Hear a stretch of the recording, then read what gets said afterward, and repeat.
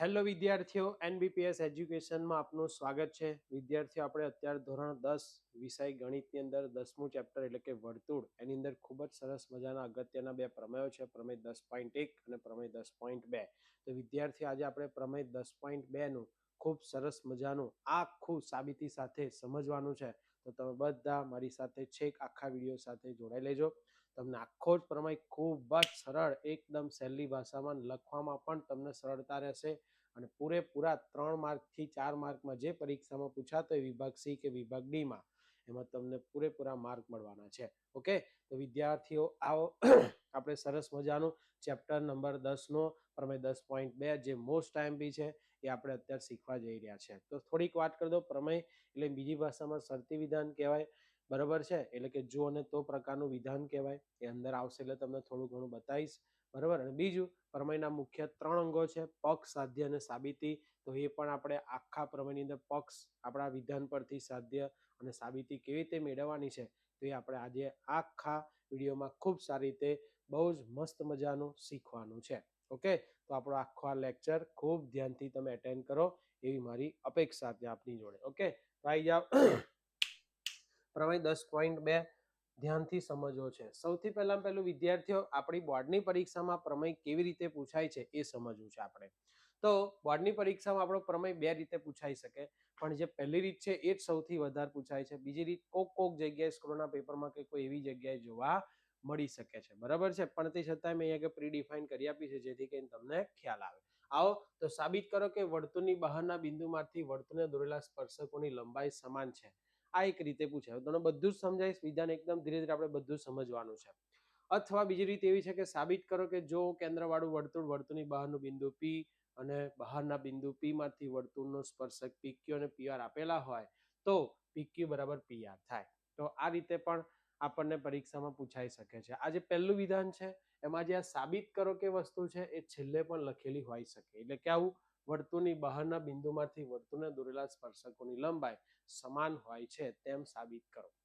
વિદ્યાર્થીઓ, આ પ્રમેય છે એટલે સૌથી પહેલું તમારે વિધાન જ ખાસ ધ્યાનથી તૈયાર કરીને જવું પડે. એટલે તમને એ ખબર પડે કે મારી પરીક્ષામાં પ્રમેય કયો પૂછાયો છે. પ્રમેય 10.1 પૂછાયો છે કે પ્રમેય 10.2 પૂછાયો. જો તમને વિધાન ના મોઢે હોય અને તમને એનું પક્ષ, સાધ્ય, સાબિતી બધું જ આકૃતિ સાથે આવડતું હોય, પણ તમને ખબર જ ના હોય, પ્રશ્નને જ તમને જો ઓળખતા ના આવડતો હોય તો તમે પ્રમેય બરોબર લખી શકશો નહીં. સૌથી પહેલો તમારો આગ્રહ શું હોવો જોઈએ કે રકમને જ પરફેક્ટ સમજવી પડે અને એને જ વ્યવસ્થિત મોઢે કરવી પડે, તો જ તમે એનો વ્યવસ્થિત પૂરેપૂરો સાચો આન્સર લખી શકશો. જો તમારા માઇન્ડમાં આન્સર હશે પણ પ્રશ્ન જો પૂછાયો કોઈક અલગ રીતે, આ જ વાક્ય રચનાને કોઈક એવી રીતે બનાવી દીધી અને તમે જો બરોબર સમજી ના શકે, એટલે તમારી જ આ આપેલી ચોપડીમાં વાક્ય રચના છે એને સમજવી પડે. પછી એને કોઈ ટ્વિસ્ટ કરીને પૂછે તો તમે સમજી શકો હા, હું જે ભણ્યો છું પ્રમેય એ જ આ વસ્તુ પણ અલગ રીતે પૂછેલી છે, તો તમે વ્યવસ્થિત લખી શકશો.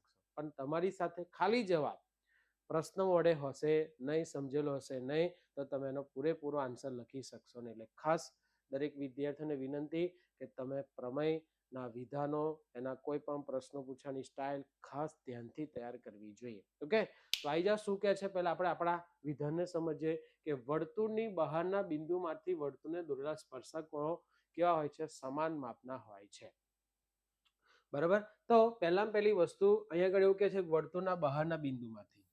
હું તમને એ સમજાવું, જો વર્તુળના અંદરના બિંદુમાંથી જો મારે સ્પર્શક દોરવા હોય અંદરના બિંદુમાંથી, તો એ સ્પર્શક નહીં આપે, છેદિક આપશે, એટલે કેન્સલ થઈ ગયું. જો વર્તુળ પરના બિંદુમાંથી મારે સ્પર્શક દોરાય તો એક અને માત્ર એક જ સ્પર્શક દોરી શકાય. કેટલો દોરી શકાય? એક જ સ્પર્શક દોરી શકાય. અહીં તો સ્પર્શક જ નહીં મળે, 0 સંખ્યામાં સ્પર્શક. અંદરનું બિંદુ જો હશે તો, જો વર્તુળ પરનું બિંદુ હશે તો એક સ્પર્શક દોરી શકાશે. તો હવે આપણી જો બીજો ઓપ્શન કયો રહ્યો? તો જે આપણી જોડે બાજુમાં ફિગર દેખાય છે. જો આ વર્તુળ છે અને વર્તુળના બહારના બિંદુ પી માંથી જો હું સ્પર્શક દોરું તો બે સ્પર્શક દોરાશે. એક આપણે એનું નામ આપ્યું છે પીક્યુ સ્પર્શક અને બીજાનું નામ આપ્યું છે પીઆર સ્પર્શક. વર્તુળની અંદરનું બિંદુ તો સ્પર્શક ના મળે, છેદિકા મળે. વર્તુળ પરનું બિંદુ તો એ બિંદુમાંથી એક જ સ્પર્શક મળે અને વર્તુળની બહારના બિંદુમાંથી આપણને બે સ્પર્શક મળે. પણ આપણે અહીં આગળ એ બે સ્પર્શક મળે એ કેવા મળે છે? તો કે એના સ્પર્શકની લંબાઈ કેવી હોય? સમાન હોય.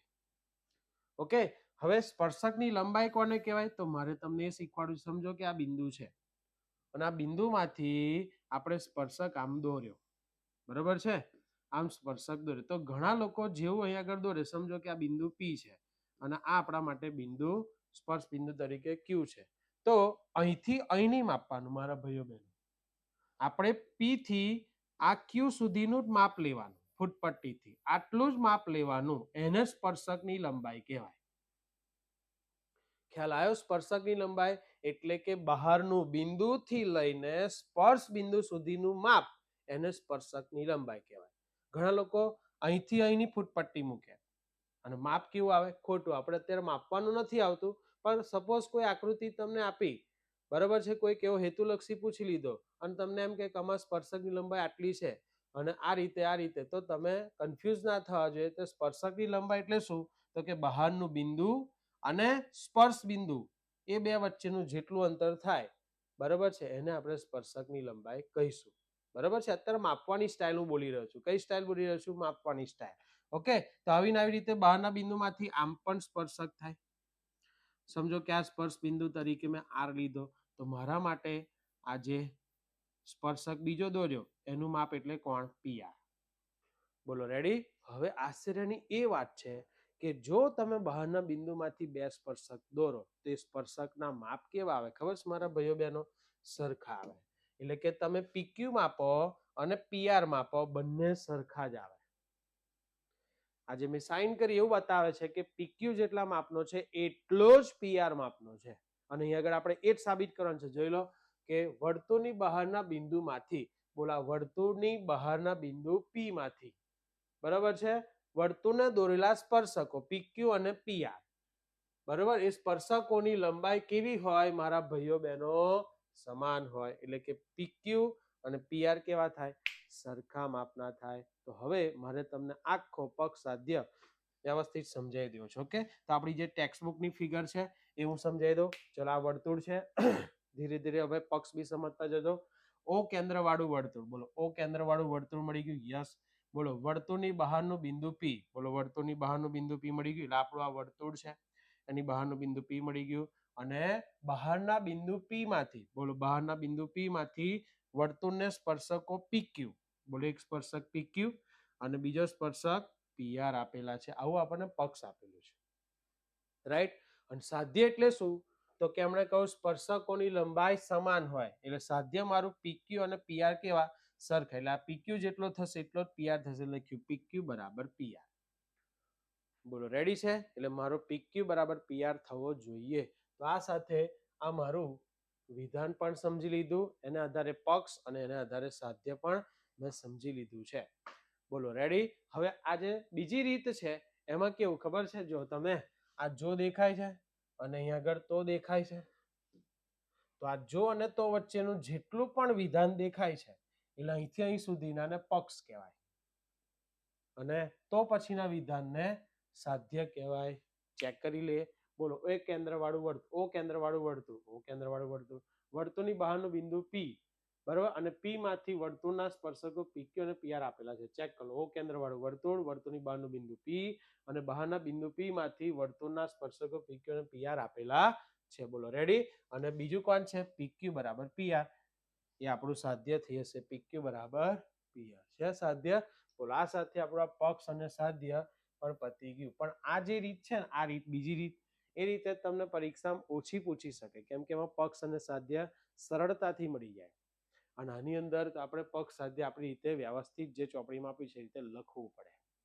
બોલો ડન? તો હવે આપણે આકૃતિ સમજી લીધી, પણ તમને એવું લાગશે કે સાહેબ આ ડોટેડ લાઈન બાકી રહી. બસ હવે એ જ આપણે સમજવાનું છે સાબિતીની અંદર, રાઈટ? તો આવી જાઓ મેરે સાથ, આપ સાબિતી में પ્રવેશ કરતે.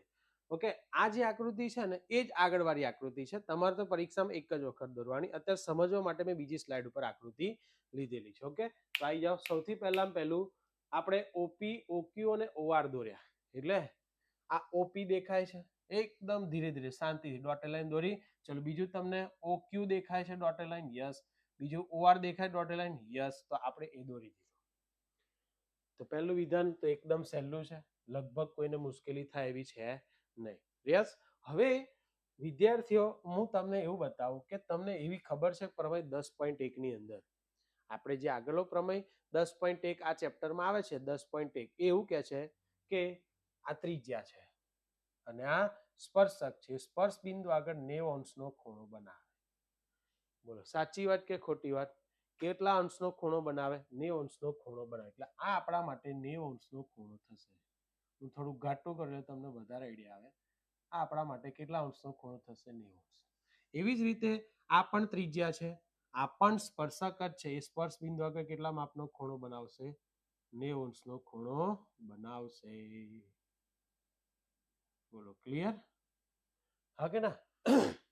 તો અહીંયા આગળ તમને એવું લાગે છે કે આ જે લીટી દેખાય ઓપી, એની ઉપર એક કાટકોણ ત્રિકોણ, એની એક નીચે કાટકોણ ત્રિકોણ. તો જો આપણે આવું કરી શકીએ. એક કાટકોણ ત્રિકોણ આ ઓ ક્યુ પી અને બીજો કાટકોણ ત્રિકોણ આપણા માટે આ ઓ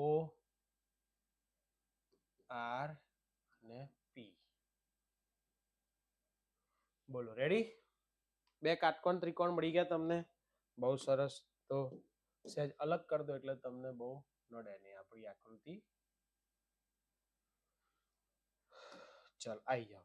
હવે તમે ધ્યાનથી જોજો કે આપણી જોડે બે કાટકોણ ત્રિકોણ થઈ ગયા. એટલે અહીંયા આગળ આપણે લખ્યું કે હવે કાટકોણ ત્રિકોણ ઓ ક્યુ પી ઓ ક્યુ પી અને ઓ આર પી છે. આ ત્રિકોણના બે કાટકોણ ત્રિકોણ પણ તમને અલગથી દેખાય એટલે મેં અહીંયા અલગથી દોરીને દેખાડે.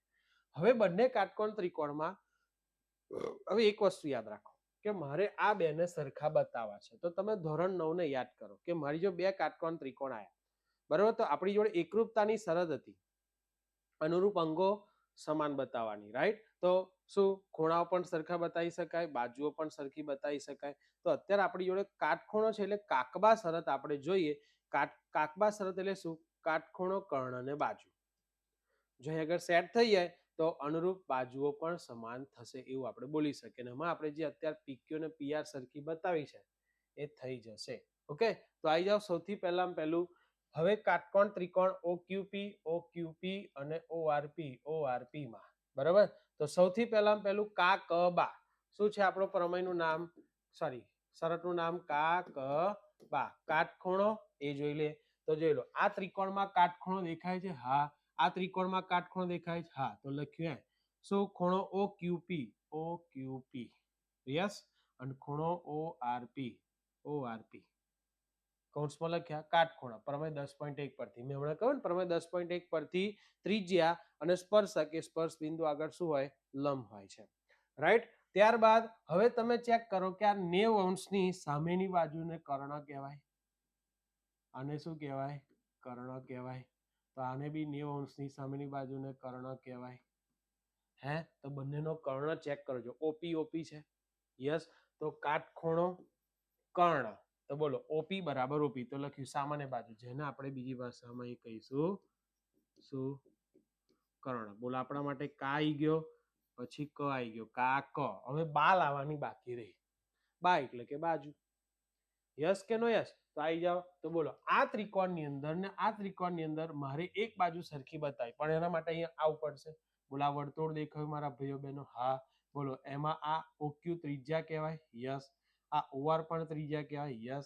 તો એક જ વર્તુળની ત્રિજ્યાઓ કેવી હોય? સરખી જ હોય. એટલે ઓક્યુ અને ઓઆર શું થઈ ગયા? સરખા. તો લખ્યું ઓક્યુ બરાબર ઓઆર. લખ્યું એક જ વર્તુળની ત્રિજ્યાઓ. બરાબર છે? એટલે અહીં લખાય બીજી ભાષામાં કોણ?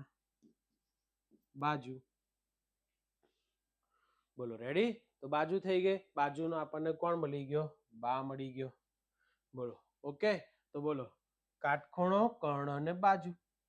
આ બે કાટખૂણા, આ બે બાજુ, કર્ણ અને આ બાજુ સરખી કરી દીધી. એટલે અહીં આગળ આપણા માટે કાકબા શરતને આધારે આ બે ત્રિકોણો કેવા થઈ ગયા? એટલે કે આ ત્રિકોણ ને આ ત્રિકોણ કેવો થઈ ગયો? એકરૂપ થઈ ગયો. લખ્યું શું? લખ્યું ત્રિકોણ OQP એકરૂપ ત્રિકોણ ORP.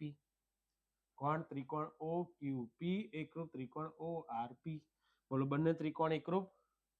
તો યાદ કરો એકરૂપ ત્રિકોણમાં અનુરૂપ બાજુએ સમાન હોય, અનુરૂપ ખૂણાઓ પણ સમાન હોય. તો અત્યારે મારે બાજુ સરખી બતાવી છે તો ચેક કરી લો, PQ PR બે બાજુ કેવી થઈ ગઈ? સરખી. તો નીચે લખ્યું માટે PQ બરાબર PR.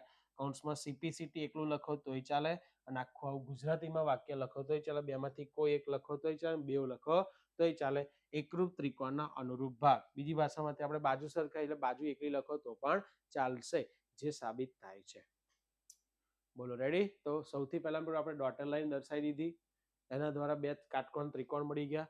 કાકબા શરત આપણે અહીંયા એપ્લાય કરી દીધી અને કાકબા શરત એપ્લાય થઈ જાય છે, માટે બંને ત્રિકોણ સરખા એટલે એકરૂપ થઈ ગયા. બંને ત્રિકોણ એકરૂપ તો અનુરૂપ બાજુઓ કેવી થાય છે? સમાન થાય છે, એટલે કે PQ બરાબર PR, જે આપણે આગળ સાબિત કરી. બરાબર છે?